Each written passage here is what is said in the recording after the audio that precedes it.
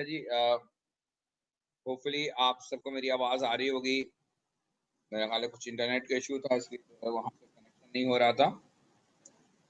अब आप मुझे ये बताइए कि आप लोगों ने बैलेंसिंग ऑफ इक्वेशन के कॉन्सेप्ट को रिकॉल किया।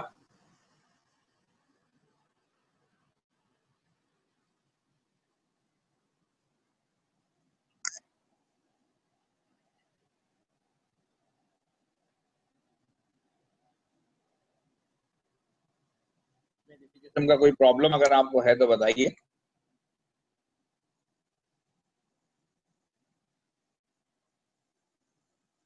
अच्छा, अब ये एक इक्वेशन का और पैटर्न है, टाइप ऑफ क्वेश्चन। ये इस तरह से एग्जामिनर आपको जो है वो इक्वेशन देता है और ये सारे ब्लैंक्स आपको फिल करने होते हैं।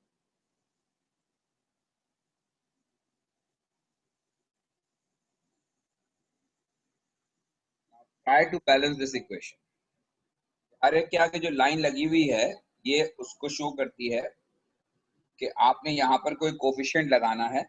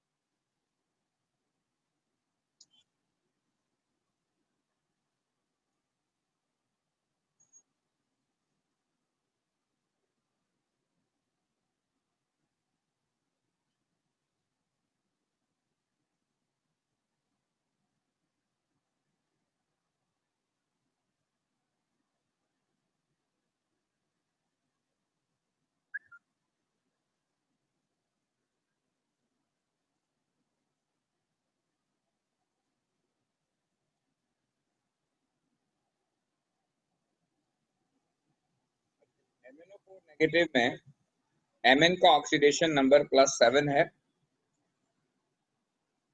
और यहाँ पर Mn का ऑक्सीडेशन नंबर +2 है। तो अगर आप देखें यहाँ जो चेंज इन ऑक्सीडेशन नंबर आ रहा है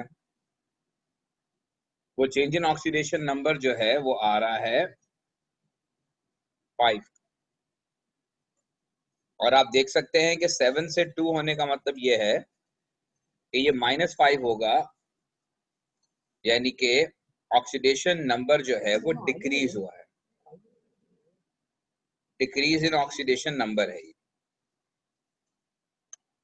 इसके बाद यहाँ आयरन टर्न्स टू आयरन 3 और आयरन टर्न्स टू आयरन 3 में ऑक्सीडेशन नंबर जो है वो इंक्रीज हुआ है और ये ऑक्सीडेशन नंबर इंक्रीज हुआ है बाय 1 यूनिट।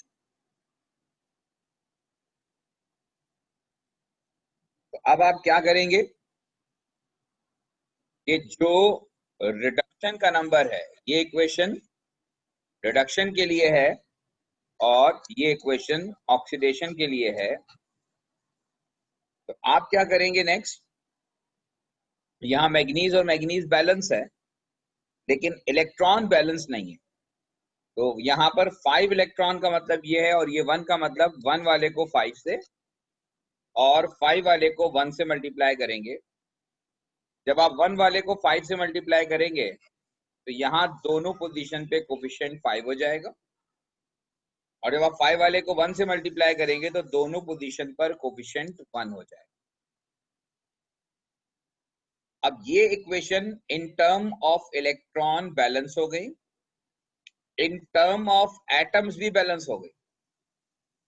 एक मैग्नीज इधर, एक मैग्नीज इधर, एक आयरन इधर, एक आयरन इधर, तो वो ऑटोमेटिकली यहाँ 5 हो गया, यहाँ 1 हो गया। तो अब ये इलेक्ट्रॉन भी बैलेंस, एटम्स भी बैलेंस। अब जो चीज बैलेंस नहीं है वो है ऑक्सीजन। अच्छा, रेडॉक्स रिएक्शन में ऑक्सीजन को बैलेंस करने के लिए हम हमेशा वाटर मॉलिक्यूल यूज करते हैं। Oxygen is balanced by using water molecule. तो अब यहाँ ऑक्सीजन जो है वो 4 हैं, और जी ये -5 × 1 जो है वो 5 नहीं होगा भाई, मतलब 5 का चेंज है। ये हम मैथ्स नहीं पढ़ रहे, ये नेगेटिव और पॉजिटिव साइन सिर्फ ये इंडिकेट कर रहा है कि इलेक्ट्रॉन गेन हुआ है या लॉस हुआ है। तो ये साइन से आपको परेशान होने की जरूरत नहीं है। अच्छा, दूसरी बात ये मैं कह रहा था कि ऑक्सीजन का जो नंबर है उसको बैलेंस करने के लिए हम वाटर यूज करते हैं।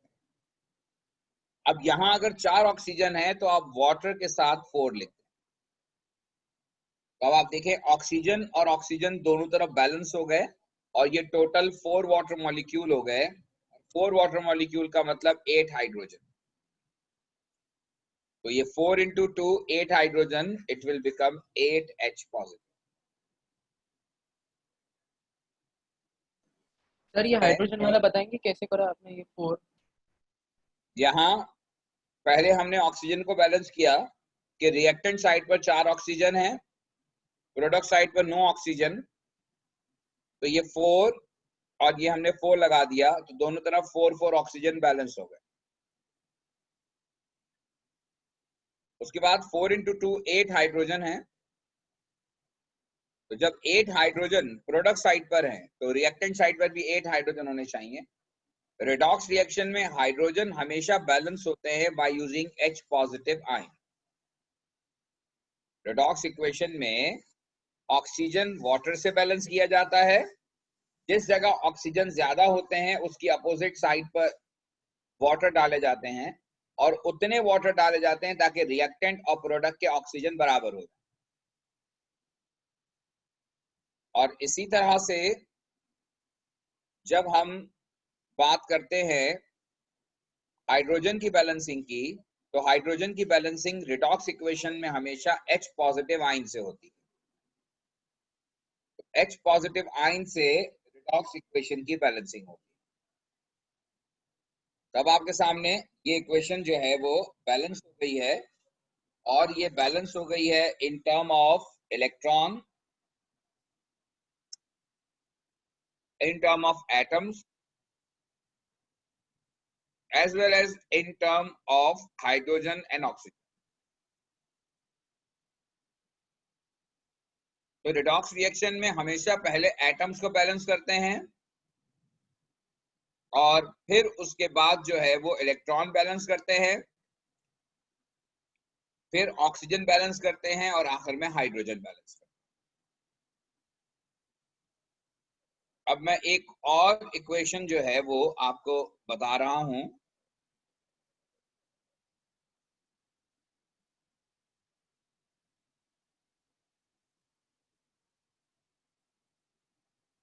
CrO4 2 negative plus SO2 plus H positive form Cr3 positive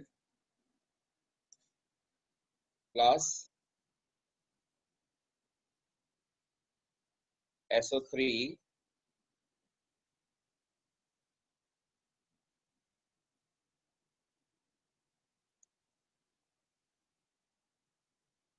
plus H2। अब आपको ये इक्वेशन बैलेंस करनी है।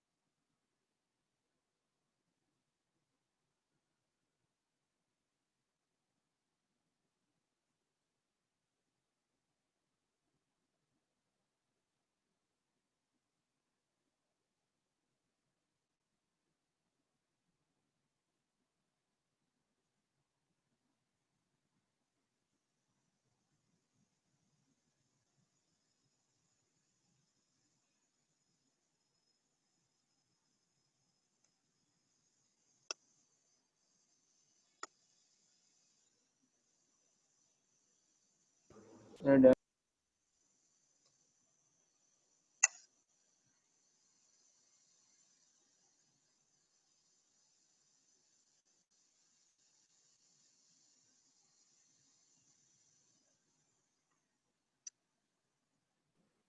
हो गया सर।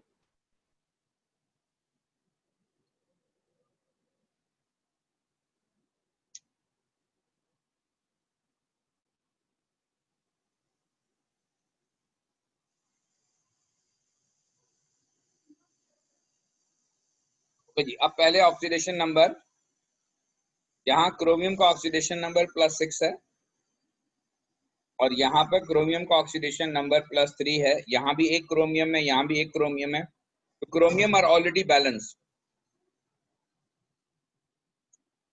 उसके बाद नेक्स्ट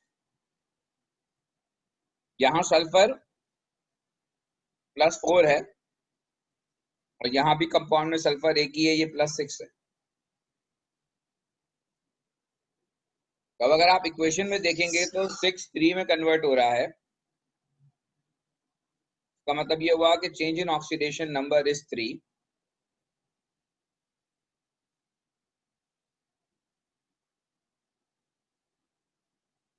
लेकिन यहाँ ऑक्सीडेशन नंबर रिड्यूस हो रहा है तो डिक्रीज, इसका मतलब है नेगेटिव साइन।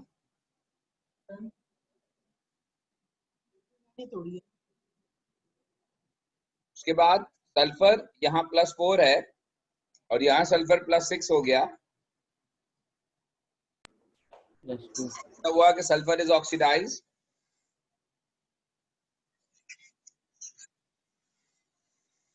और सल्फर जो है वो ऑक्सीडाइज होकर +2 हो गया, increase in oxidation number.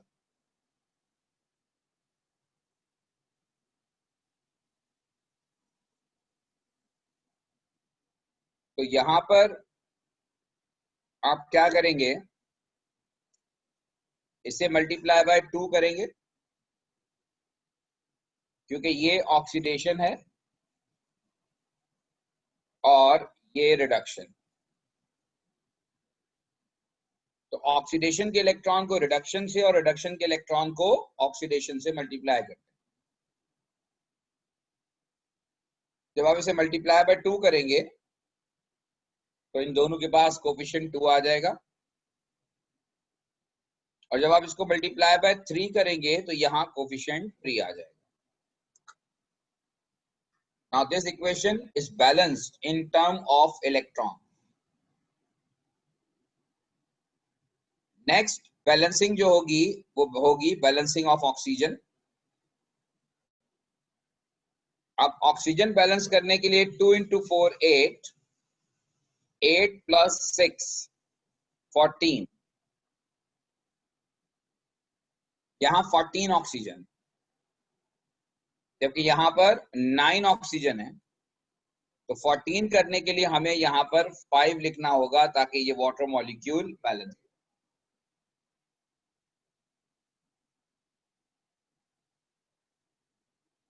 Oxygen और oxygen reactant and product side पर अब बैलेंस। फाइनली H पॉजिटिव, अब यहाँ पर H पॉजिटिव जो है वो 5 × 2 10 हो रहे हैं, तो हाइड्रोजन को बैलेंस करने के लिए हम 10 H पॉजिटिव यहाँ लिखेंगे। अब ये रिडॉक्स इक्वेशन जो है ये कंप्लीटली बैलेंस हो गई, not in term of electron but also in term of oxygen and in term of hydrogen. So now the whole equation is balanced in all the terms. Hopefully आपको ये बात समझ में आ गई होगी।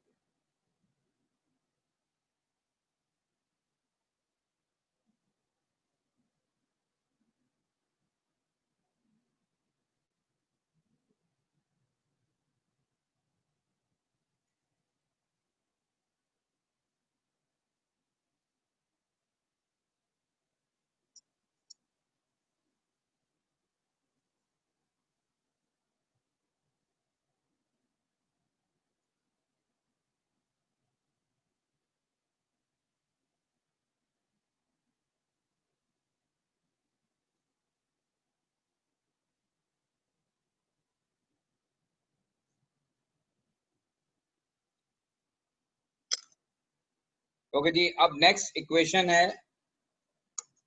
नेक्स्ट आपने इसे बैलेंस करना है।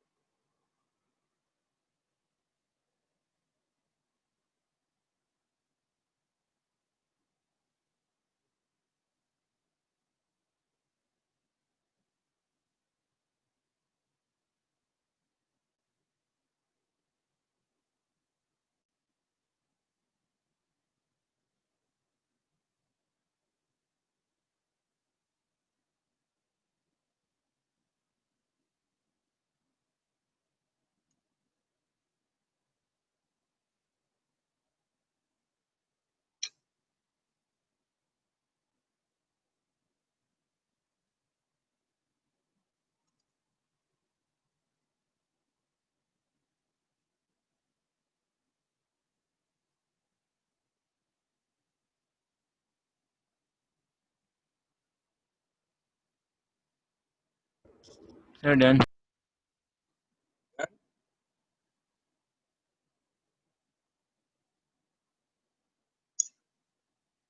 ओके जी, अब यहाँ एक और इशू है। Before we start balancing of electron, यहाँ पर इशू ये है कि Cr2O7 में 2 क्रोमियम है, जबकि प्रोडक्ट साइड पर 1 क्रोमियम है, और यहाँ पे क्रोमियम का ऑक्सीडेशन नंबर अगर आपने निकाला +6 है, और यहाँ क्रोमियम का ऑक्सीडेशन नंबर +3 है। ये +6 से +3 में कन्वर्ट हो रहा है, लेकिन प्रॉब्लम यह है कि यहाँ पे 2 क्रोमियम है और यहाँ पर 1 क्रोमियम है। तो जिस एलिमेंट का ऑक्सीडेशन नंबर चेंज हो रहा हो, और अगर उसका रिएक्टेंट और प्रोडक्ट साइड पे नंबर सेम नहीं है, तो before you start balancing of electron, you should equalize number of atoms at product and reactant side.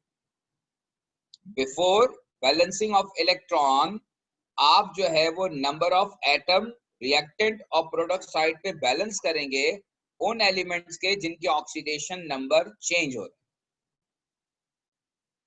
तो यहां अगर ये +6 से +3 हो रहा है, और यहाँ क्रोमियम 2 है और यहाँ क्रोमियम 1 है, तो पहले तो मैं क्रोमियम बैलेंस करूंगा यहाँ 2 लिख के, ताकि ये equation in term of chromium balance हो। पहले ये मसला नहीं आ रहा था, पहले रिएक्टेंट साइड पर भी 1 होता था, प्रोडक्ट साइड पर भी 1 होता था, लेकिन यहाँ Cr2O7 में इस पूरे कंपाउंड में 2 क्रोमियम है, और जब ये 2 क्रोमियम यहाँ जाएंगे तो अल्टीमेटली 2 क्रोमियम तो यहाँ मिनिमम होने चाहिए। तो before we start balancing of electron in this type of equations, we should balance those elements which are not in equal number, यानी कि और वो भी जिनके ऑक्सीडेशन नंबर चेंज हो रहे हैं। नेक्स्ट, यहां पर चेंज इन ऑक्सीडेशन नंबर 3 का आ रहा है, लेकिन यहां है 2 क्रोमियम, 1 क्रोमियम 3 इलेक्ट्रॉन गेन करेगा, तो अल्टीमेटली 2 क्रोमियम जो हैं वो 6 इलेक्ट्रॉन का गेन करेंगे। Here the gain of electron is 6. Chromium 2 का ऑक्सीडेशन नंबर नहीं होता, हमेशा ऑक्सीडेशन नंबर एक एलिमेंट का होता है। तो क्रोमियम 2 का +12 है, तो 1 क्रोमियम का +6 हो गया। 1 क्रोमियम +6 से +3 में कन्वर्ट हो रहा है। इसका मतलब ये हुआ कि अगर यहाँ 2 क्रोमियम है, तो टोटल इलेक्ट्रॉन का जो चेंज आएगा वो 6 इलेक्ट्रॉन का चेंज आएगा, और यहाँ सल्फर +4 है और यहाँ सल्फर +6 है,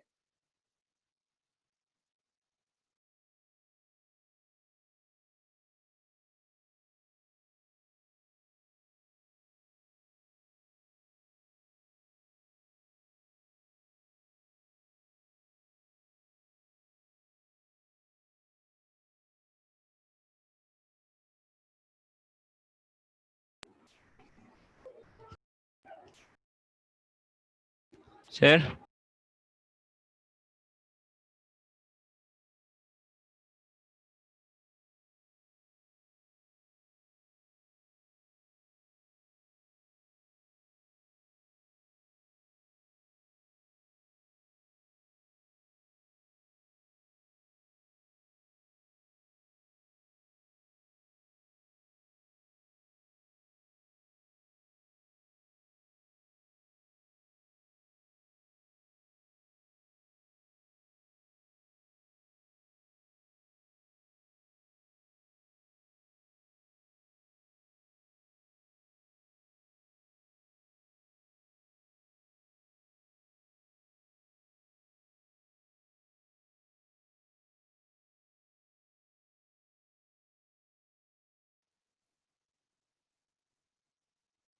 जी मॉस।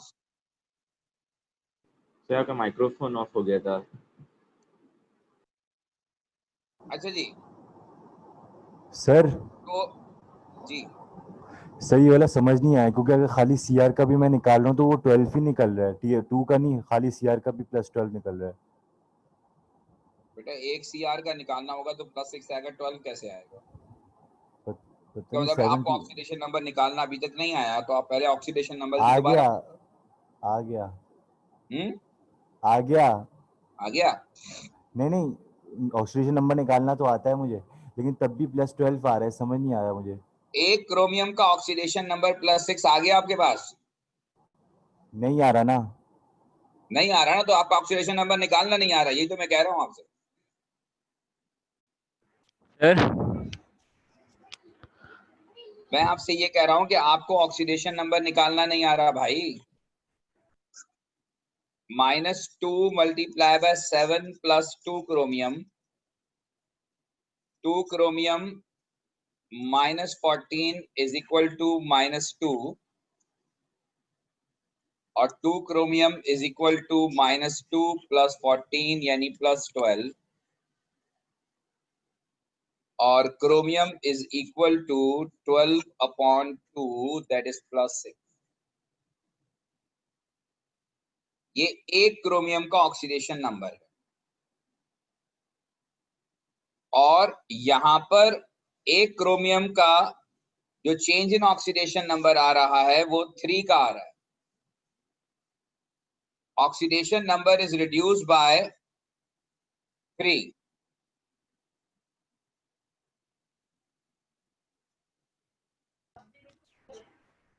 इसको डायरेक्टली +12 क्यों नहीं लिख रहे आप? बेटा मैं नहीं लिखूंगा ना, मैं आपको गलत कॉन्सेप्ट थोड़ी बताऊंगा शॉर्टकट के लिए। मतलब एक हमें क्रोमियम का इंडिविजुअल ऑक्सीडेशन नंबर निकालना है, करने को तो कोई भी जुगाड़ करके आंसर निकाला जा सकता है। मैं केमिस्ट्री पढ़ा रहा हूँ, जुगाड़ थोड़ी पढ़ा रहा हूँ आपको। सर मैं ये आप कह रही हूँ कॉन्सेप्ट को समझें, रादर के आप जो है वो अपने शॉर्टकट्स आइडेंटिफाई करने की कोशिश करें। सर एक क्रोमियम का कॉन्सेप्ट ये है कि इंडिविजुअल ऑक्सीडेशन नंबर हमेशा देखा जाता है, और यहाँ चेंज इन ऑक्सीडेशन नंबर जो आ रहा है वो 3 का आ रहा है, क्योंकि एक क्रोमियम में पर क्रोमियम 3 का चेंज आ रहा है, और यहाँ इस कंपाउंड में 2 क्रोमियम है, तो टोटल चेंज जो आ रहा है वो 6 का आ रहा है, क्योंकि 2 क्रोमियम मिलकर एक क्रोमियम 3 इलेक्ट्रॉन गेन करेगा, दूसरा क्रोमियम भी 3 इलेक्ट्रॉन गेन करेगा, तो टोटल 2 क्रोमियम है हमारे पास, वो मिलकर 6 इलेक्ट्रॉन गेन करेंगे। सर तो फिर चेंज इन ऑक्सीडेशन नंबर या -3 लिख देना, क्योंकि हम लोग एक ही उसके हिसाब से लिख रहे हैं ना। तो आप क्या चाह रहे हैं, मैं क्या करूं? आपने जो चेंज इन ऑक्सीडेशन नंबर लिखा है, आपने ये -6 लिखा है, दो उसके हिसाब से लिखा है ना, तो इसको भी -3 कर दें, क्योंकि हम एक के हिसाब से देख रहे हैं ना। बेटा हो तो 2 के अंदर रहा है ना,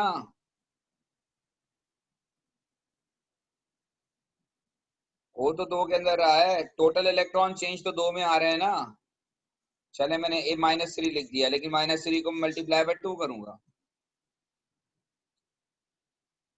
क्योंकि यहाँ पर एक क्रोमियम नहीं है, यहाँ 2 क्रोमियम है।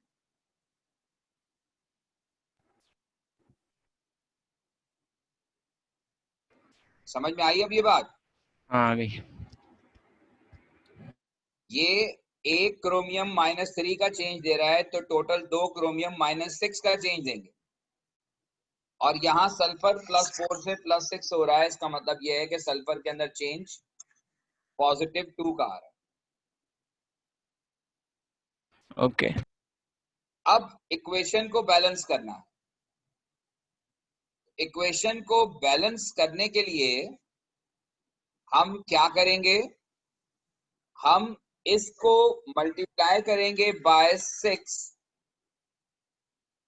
क्योंकि यहाँ टोटल चेंज इन इलेक्ट्रॉन का आ रहा है 6, और इससे मल्टीप्लाई करेंगे बाय 2।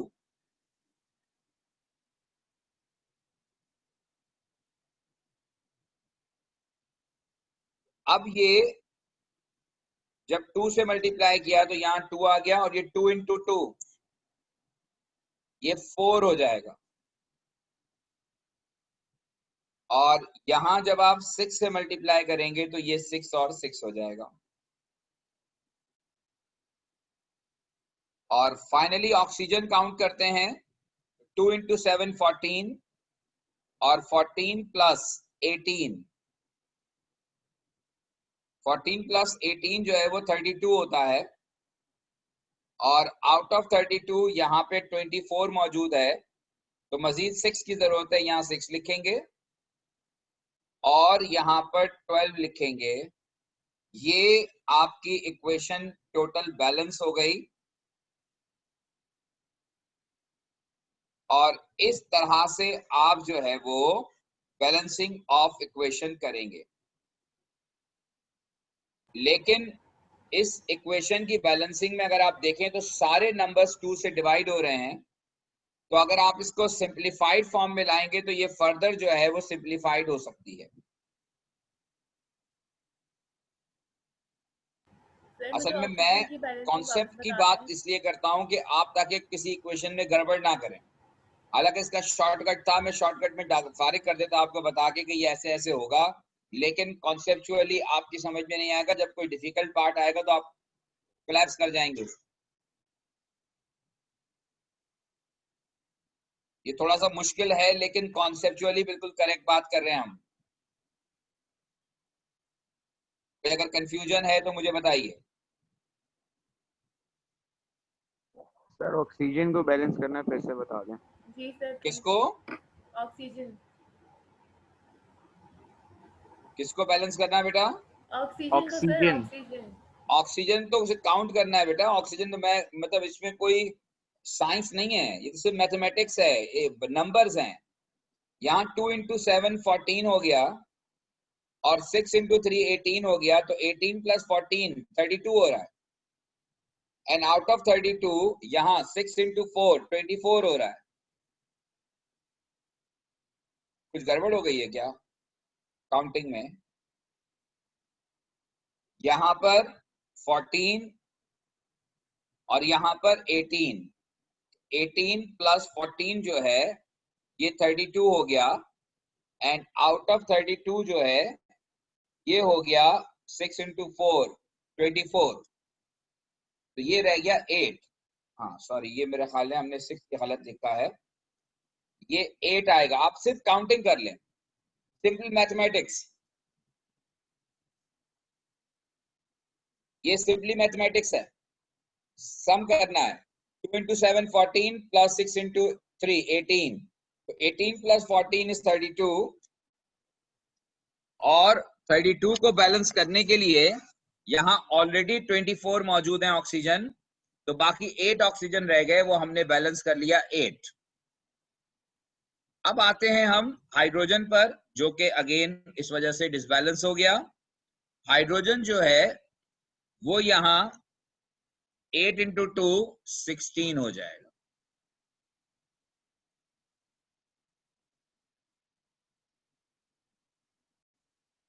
सल्फर को 6 से मल्टीप्लाई इसलिए करेंगे कि यहाँ पर टोटल इलेक्ट्रॉन का चेंज 6 का आ रहा है।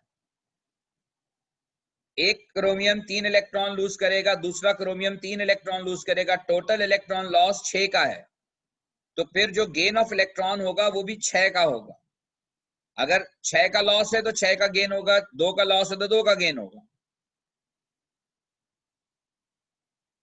इसलिए हमने सल्फर को 6 से मल्टीप्लाई किया है। ठीक है, तो ये, और अगर आप इसको, ये इक्वेशन है बैलेंस हो गई, लेकिन अगर आप देखें तो ये पूरी इक्वेशन 2 से डिवाइड हो रही। तो अगर आप इसको सिंप्लीफाई करना चाहते हैं फर्दर, तो पूरी इक्वेशन को डिवाइडेड बाय 2 कर दें, तो फिर ये फर्दर डिवाइडेबल नहीं रहेगी। ये आंसर भी ठीक है, लेकिन ज्यादा अप्रोप्रिएट तरीका ये है कि अगर इक्वेशन डिवाइडेबल हो तो फिर हम उसको किसी 2 से अप्रोप्रिएट नंबर से डिवाइड करके पूरी इक्वेशन को बैलेंस कर लेते।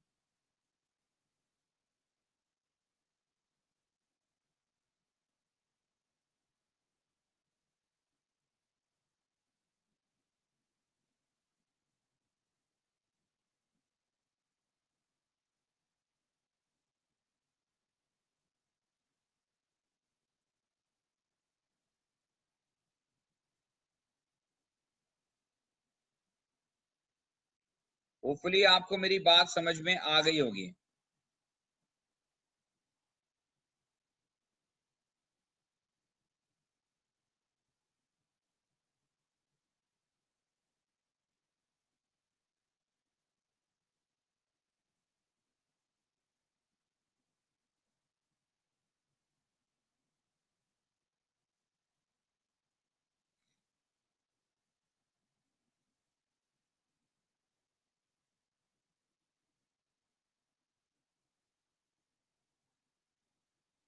ठीक है जी, क्लियर हो गई ये बात।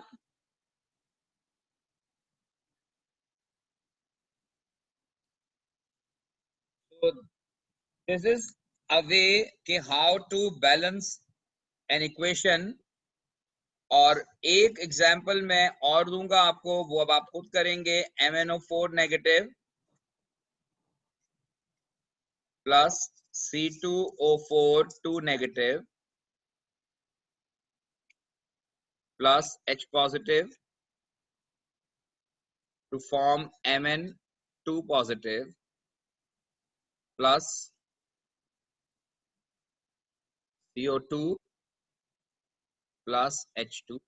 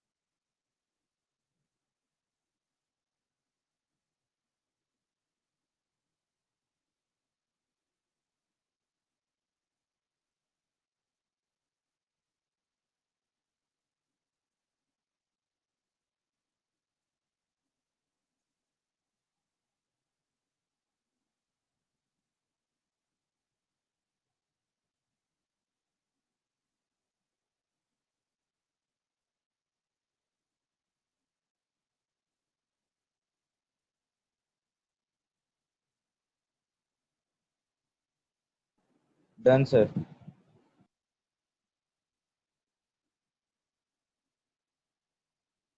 डन। Yes sir done. अब यहाँ मैग्नीज +7 है और ये मैग्नीज +2 में जा रहा है। 7 से 2 का मतलब ये है कि ये -5 है। यहाँ पर कार्बन, एक कार्बन +3 है और ये कार्बन +4 में कन्वर्ट हो रहा है। यहाँ पर, यहाँ कार्बन +4 है।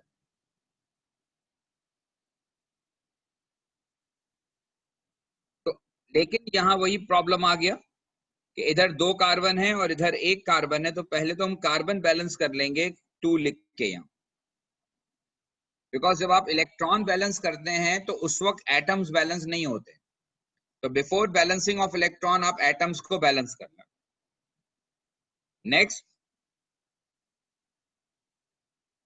अब यहां पर चेंज, ये 3 से +4 हो रहा है, यानी एक कार्बन जो है वो 1 इलेक्ट्रॉन लूज कर रहा है और यहां पर हैं 2 कार्बन।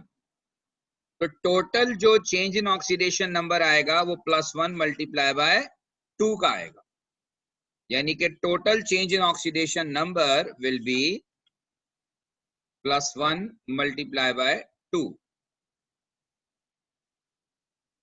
यस, तो टोटल देखें, इंडिविजुअल कार्बन का चेंज इन ऑक्सीडेशन नंबर अगर पूछेंगे तो वो 1 है। एक कार्बन का ऑक्सीडेशन नंबर जो चेंज हो रहा है वो 1 हो रहा है, लेकिन टोटल नंबर जो चेंज हो रहा है, एक C2O4 के अंदर 2 कार्बन होने की वजह से दोनों एक एक इलेक्ट्रॉन को लूज करेंगे, और जब दोनों एक एक इलेक्ट्रॉन को लूज करेंगे तो टोटल लॉस जो होगा वो 2 का होगा। तो ये आपका टोटल लॉस 2 का है। तो आप उसी तरह से मल्टीप्लाई करेंगे इसको 5 से और इसको 2 से। तो जहां 2 से मल्टीप्लाई किया वहां आगे 2 आ जाएगा, और जहां 5 से मल्टीप्लाई किया वहां आगे 5 आएगा। तो यहाँ ऑलरेडी 2 मौजूद है तो ये 2 × 5 हो जाएगा। तो ये हमारी इक्वेशन बैलेंस हो गई in term of atoms and in term of electrons also. अब हम आ जाते हैं नेक्स्ट इस बात की तरफ कि ऑक्सीजन और हाइड्रोजन हम कैसे बैलेंस करेंगे। तो ऑक्सीजन यहाँ 4 × 2 8 and 5 × 4 20. So 20 + 8 will become 28.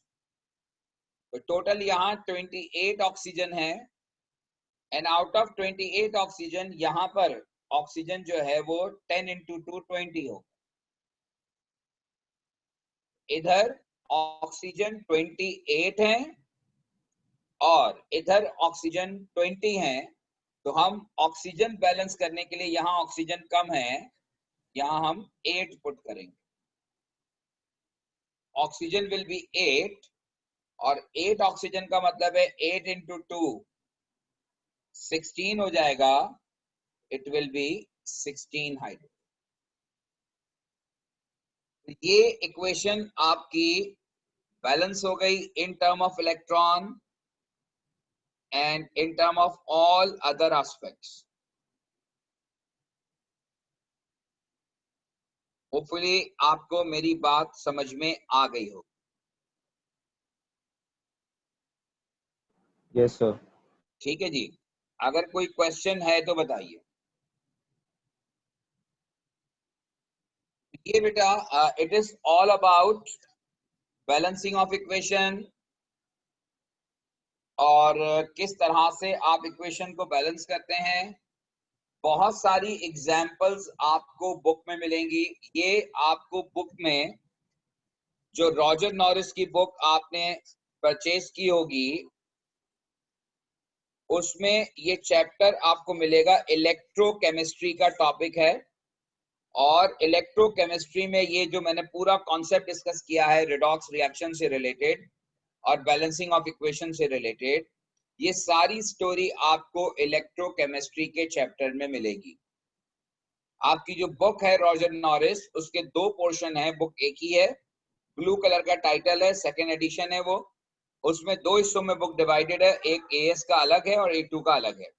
तो जो शुरू का पार्ट है वो एएस का है, उसमें इलेक्ट्रोकेमिस्ट्री का चैप्टर है और सिलेबस में भी आपको इलेक्ट्रोकेमिस्ट्री के चैप्टर में ही ये टॉपिक नजर आएगा, जिसमें आपको रिडॉक्स रिएक्शन की identification, change in oxidation number का कॉन्सेप्ट और बैलेंसिंग ऑफ रिडॉक्स इक्वेशन ये आना चाहिए। ये सिर्फ एएस के लिए ही इंपॉर्टेंट नहीं है, बल्कि ये इक्वली इंपॉर्टेंट ए2 के लिए भी है। ये आज जो हमने कॉन्सेप्ट डिस्कस किया है या प्रीवियस क्लास से जो हम चल रहे हैं डिस्कस कर रहे हैं, उसमें ये काफी इंपॉर्टेंट एलिमेंट है। और समटाइम ऐसा भी होता है कि इवन प्रैक्टिकल में भी एग्जामिनर आपको जो है वो